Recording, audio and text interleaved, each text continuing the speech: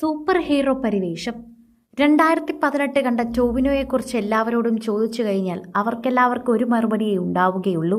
അത് ടോവിനോയുടെ super hero പരിവേഷം തന്നെയാണ്. എല്ലാവരുടെ കൂടെ നിൽക്കുകയും അവസാനം സ്വന്തം ജീവൻ കളയുകയും ചെയ്ത ഒരുപാട് ധീര യുവാക്കൾ. കൽപ്പറ്റയിൽ മുണ്ടക്കയിൽ ഇതേപോലൊരു സംഭവം കഴിഞ്ഞ ദിവസം അരങ്ങേറി.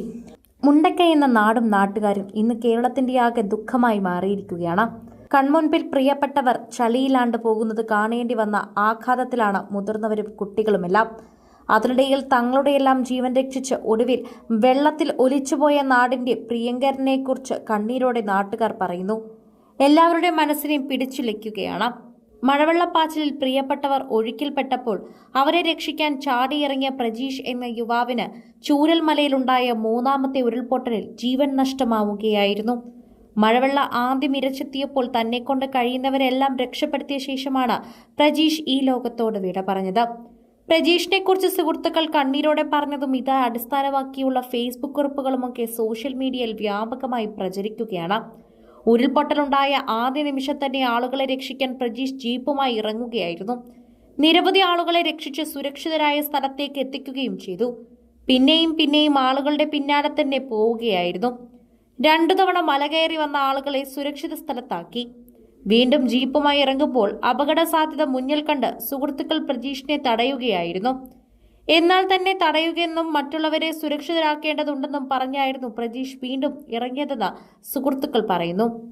മലയുടെ മുകളിൽ നിരവധി ആളുകൾ കുടുങ്ങിക്കിടക്കുന്നുണ്ട് വാസുവേട്ട, എന്നെ തടയരുത്, ഞാൻ എന്തായാലും പോകും എന്ന് പറഞ്ഞാണ് പ്രജീഷ് തങ്ങൾക്കരികിൽ നിന്ന് പോയതെന്ന് സുഹൃത്തുക്കൾ പറയുന്നു.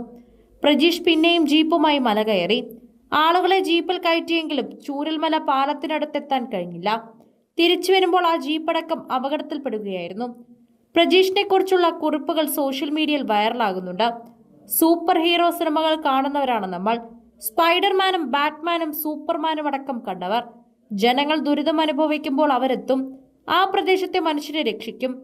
മുണ്ടക്കൈയിൽ അങ്ങനെ ഒരു സൂപ്പർമാനുണ്ട്, പേര് പ്രജീഷ് എന്നാണ്. ഇങ്ങനെയാണ് ജംഷിദ് പള്ളിപ്പുറം എന്നൊരാളുടെ കുറിപ്പ് സോഷ്യൽ മീഡിയയിൽ വൈറലാകുന്നത്. ഇതിനു പിന്നാലെയാണ് പ്രജീഷ് എന്ന ആളെ തിരക്കി എല്ലാവരും എത്തിയത്. അയാളുടെ വേഷം സൂപ്പർ ഹീറോയുടേതായിരുന്നില്ല.